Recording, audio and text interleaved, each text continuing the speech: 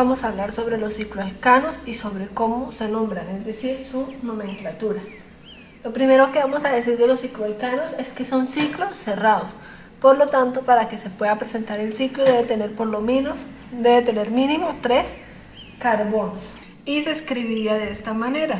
Para nombrarlo se inicia siempre con la palabra ciclo, seguido por el prefijo que me indica la cantidad de carbonos, que en este caso es 1, 2, 3.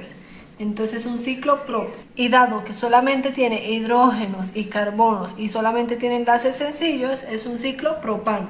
Y la forma de dibujarlo como esqueleto o de zigzag es un triángulo. La fórmula molecular sería: ¿cuántos carbonos tiene? 3. ¿Cuántos hidrógenos tiene? 6. Miremos el ciclobutano. Entonces, todos los cicloalcanos se nombran iniciando por la palabra ciclo, seguido del prefijo que me indica la cantidad. 4 aprendimos en el video pasado que es buto. Y como solamente posee enlaces sencillos, termina en ano. Ciclo butano.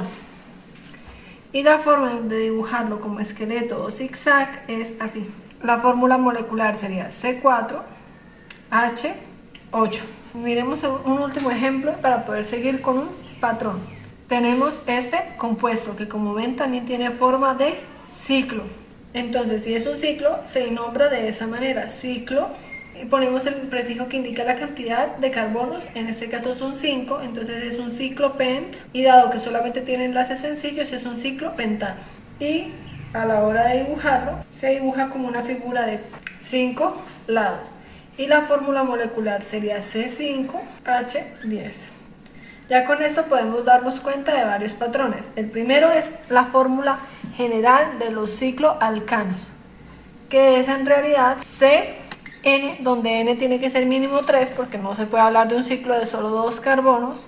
H, cuando hay 3 hay 6, o sea el doble. Cuando hay 4 hay 8, el doble. Cuando hay 5 hay 10, el doble. Entonces la fórmula es 2N. De esta manera, si yo quiero saber la fórmula molecular de un ciclo de 30 carbonos, sé que simplemente debo reemplazar N por 30, quedándome C30H60. Lo demás se maneja exactamente igual que los alcanos. Por ejemplo, cuando un cicloalcano se encuentra como sustituyente, se cambia la terminación ano por la terminación il o hilo, quedando, digamos, ciclo propil. Y se le pondría una rayita para indicar dónde perdió el hidrógeno y dónde se uniría al carbono en una cadena principal. Tengan presente cómo se dibujan los ciclos. Sean muy detallistas porque en la guía anterior me he dado cuenta que cometieron muchos errores a la hora de dibujar, teniendo la forma de zigzag, poder dibujar la fórmula estructural. Algunos la dibujaron como una línea recta y se les olvidó que es un ciclo, que si está cerrado es porque hay un ciclo ahí presente. Vamos a hacer varios ejemplos de cómo nombrar cicloalcanos y de cómo nombrar cuando hay un cicloalcano como sustituyente. Vamos a comenzar por este de acá. Como algunos de nosotros todavía tenemos inconvenientes en escribir la fórmula estructural de este compuesto, vamos a hacerlo. ¿Cómo lo hacemos? Ponemos un carbono en cada esquina que se representa, en este caso es un cuadrado, y completamos de tal manera que cada carbono tenga 4 enlaces. Y acá ponemos la ramificación, de tal manera que esta sería la forma de representar este compuesto como la estructura desarrollada. Entonces, la regla 1 dice que en un cicloalcano con un sustituyente enlazado, el anillo es el compuesto primario o cadena principal, a menos que haya una cadena más larga que el ciclo, en cuyo caso el ciclo entraría como sustituyente. Si solamente tiene un sustituyente, no es necesario indicar numeración, de tal manera que el nombre correcto de este sería metil, que es la ramificación, ciclo. Ahora tenemos que numerar ese compuesto. Entonces, como el ciclo tiene 1, 2, 3, 4, 5 carbonos y la ramificación solamente tiene 4, el ciclo es nuestra cadena principal. Como solo tiene una ramificación, no es necesario poner números, solamente colocamos el nombre.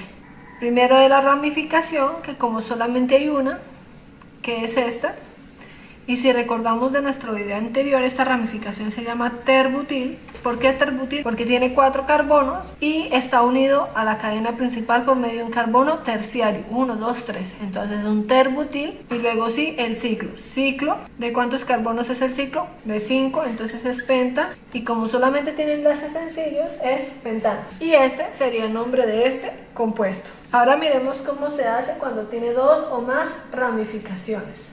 Cuando tiene 2 o más ramificaciones, se busca primero que la posición número 1 la tenga el que está primero alfabéticamente. Entonces identificamos primero cuál es la cadena principal.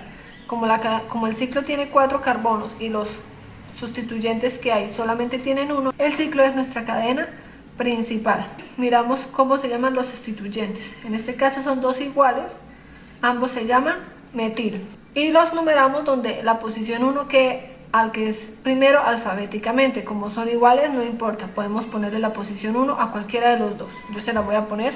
Y la posición 2 se ubica de tal manera que la siguiente ramificación quede con el menor número posible. Si yo comenzara a numerar en este sentido, la segunda ramificación me quedaría en el carbono 4. Pero si lo hago de esta manera me queda en el carbono 2. Entonces la manera de numerarlas es así.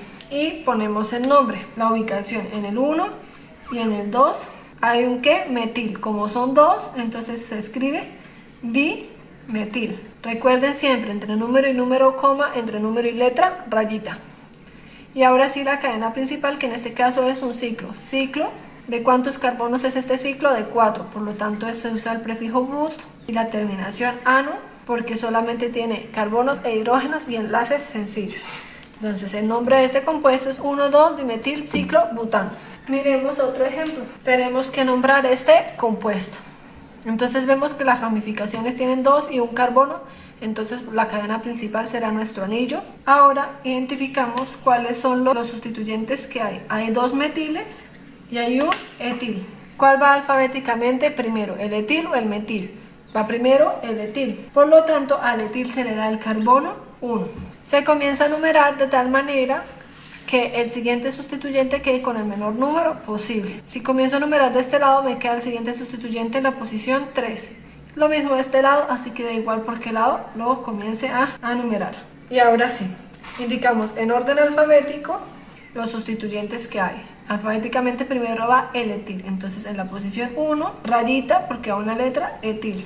Después rayita porque va un número y va en la posición 3 y en la posición 5. Rayita porque va letra, como son 2 se escribe dimetil. Y ahora sí el nombre de nuestra cadena principal, que en este caso es un ciclo.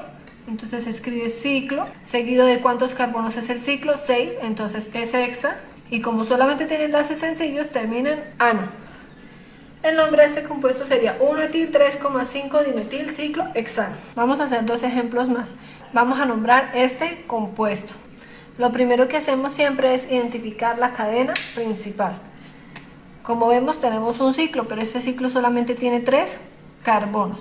En cambio tenemos una línea recta que podría tener 1, 2, 3, 4, 5, 6, 7 carbonos. Entonces en este caso nuestro ciclo no entraría como cadena principal como en los anteriores ejemplos, sino como sustituyente. Seleccionamos nuestra cadena principal. El paso 2 es numerar buscando que las ramificaciones queden con el menor número posible. Si comenzamos a numerar desde este lado 1, 2, 3, la primera ramificación quedaría en el carbono 3. Pero si lo hacemos desde este lado queda en el carbono 2, por lo tanto es apropiado nombrarlas desde acá. Luego lo que hacemos es identificar cuáles son los sustituyentes que están presentes. Tenemos un metil, tenemos un ciclopropil. Como ven, era ciclopropano, pero como está unido como sustituyente, se cambia la terminación ano por il. Tenemos un etil y un isopropil. Ahora comenzamos a nombrarlos alfabéticamente. Alfabéticamente, ¿cuál irá primero de todos estos? Pues el ciclopropil, seguido por el etil. Entonces, ¿dónde está el ciclopropil? Está en el carbono 2. 2, rayita, ciclopropil, rayita. Sigue el etil. El etil está en el carbono 4. 4, etil, rayita. Alfabéticamente sigue isopropil. El isopropil está en el carbono 5. 5, isopropil, rayita. Y finalmente el metil, que está en el carbono 2. 2 metil, Y ahora sí la cadena principal, que en este caso tiene 7 carbonos, entonces es un hepta. Y como solamente tiene enlaces sencillos y no tiene ningún otro compuesto diferente, ningún elemento diferente al carbono e hidrógeno, es un heptano. Ahora vamos a hacer un último ejemplo donde vamos a hacer la estructura teniendo el nombre. Tenemos que dibujar la estructura de este compuesto. Entonces me dice 1,1,3 trietil ciclo butano. Entonces identificamos primero nuestra cadena principal. Es un ciclo butano. Es un compuesto de 4 carbonos en forma cíclica. Y como nosotros somos los que lo vamos a hacer, lo numeramos como uno quiera. Voy a numerarlo de esta manera. Y me dice que en el carbono 1 hay 2 etiles. Entonces un etil es CH2, CH3. Y me dice que en el carbono 3 hay otro etil. Listo. Y ya pusieron todas las ramificaciones y el ciclo principal. Ahora, ¿qué hacemos? Completamos los enlaces de tal manera que cada carbono tenga 4 enlaces. Este ya tiene 4 enlaces. Aquí solamente tiene 2. Le falta un CH2. Le falta un hidrógeno 2. Acá tiene 1, 2, 3. Le falta un hidrógeno. Acá tiene 1, 2, 3. Le faltarían 2 hidrógenos. Esta sería la estructura del compuesto con este nombre. Y ya con eso terminamos. Como ven, el procedimiento es muy similar a como era el de los alcanos. Simplemente se trata de tener cuidado a la hora de identificar cuál es la cadena principal, que sea la que tenga mayor número de carbonos. Si es el ciclo o si el ciclo entra a jugar como un sustituyente. Y después nombrar siempre alfabéticamente, indicando si hay varios, los prefijos di, tri, tetra, así sucesivamente.